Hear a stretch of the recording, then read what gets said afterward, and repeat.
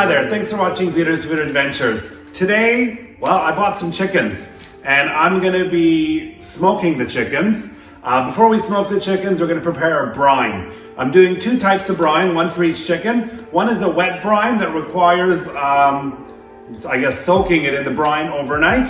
The other version is a dry brine, which also requires it to be prepped a day in advance. So this really is a 2-day recipe on how to smoke, or you can actually just roast it in the oven as well. The flavor is amazing, it's tender, it comes right through all the way into the chicken. The wet brine is done. That's been soaking for, a good probably 18 to 20 hours now. And the dry brine is here, and that's already seasoned and ready to go. I'm just gonna tie that up, and I'll show you how to do that in a sec. You don't have to tie this up, but just when you do tie it up, it just presents a lot nicer if you're serving. Sometimes when I am lazy, I don't tie it up. It just does look a bit sloppy, but we're gonna tie it up today. So same thing, and make sure the wing tips are tucked in underneath as they are.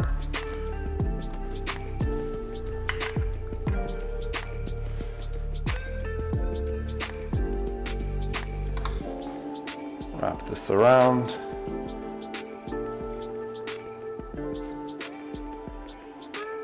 This one I'm actually going to tie it around this way.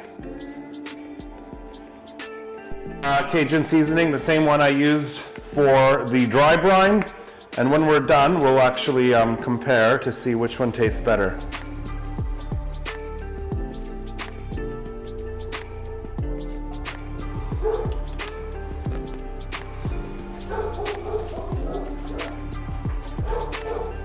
All right, so now we're going to just put the coals in so they can keep burning, and then I'll throw some apple wood on top. All right, so I just went and I bought some apple wood. Even though the pink lady apple was developed about 1 hour from my house, I didn't go to the orchard. It's just easier to buy some wood chunks. And the barbecue is nice and hot. Ooh. And I'm just throwing in a few pieces. So all I really need is, that's a small one, so I'm gonna put in 4 pieces. And that's gonna start smoking. It'll be delicious in no time. Now it's starting to smoke up nice. The apple wood has kicked in. And it's almost at 250 now. I'm gonna bring it up a little closer to 275. Low and slower as I want. You can go higher and faster. It'll just mean the bird is gonna be a little more burnt or crispy and charcoaled on the outside. All right, now we're ready to cook. That one there on the left, that's the one that is the wet brine. The one on the right is a dry brine, just so we don't lose track and we can compare. Now I'm going to add the meat thermometer probe just to make sure that it's going to be cooking right. Got to be careful with chicken.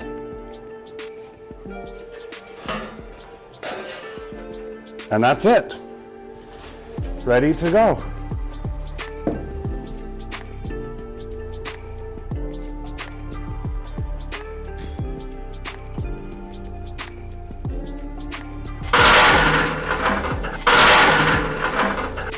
Let's see.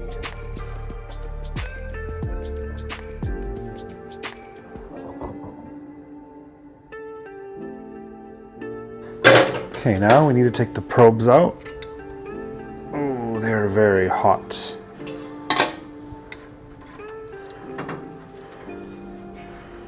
Now this is the one that was the dry brine, and that is the one that is the wet brine. Both look pretty juicy.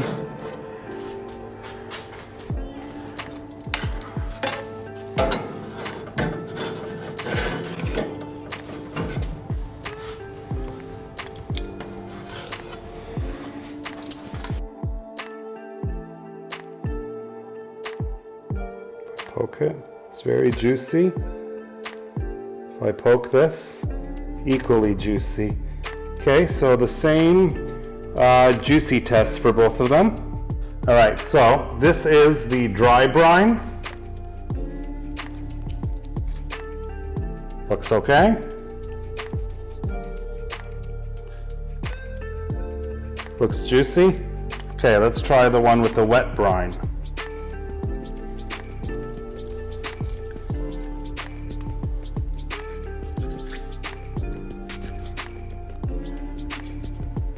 Also juicy. All right, so I guess what's left is the taste test. All right, the moment of truth. Here we are trying the dry brine. Oh, it's so good. How can you go wrong?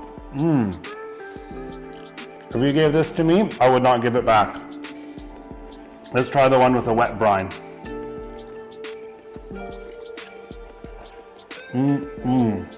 Okay.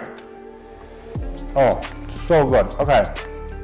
The wet brine, I shouldn't talk with a mouthful. Yum. The wet brine is juicier. There's more moisture in the meat. The flavor is very similar. It tastes smoked, has a bit of Cajun on the outside. The inside flavor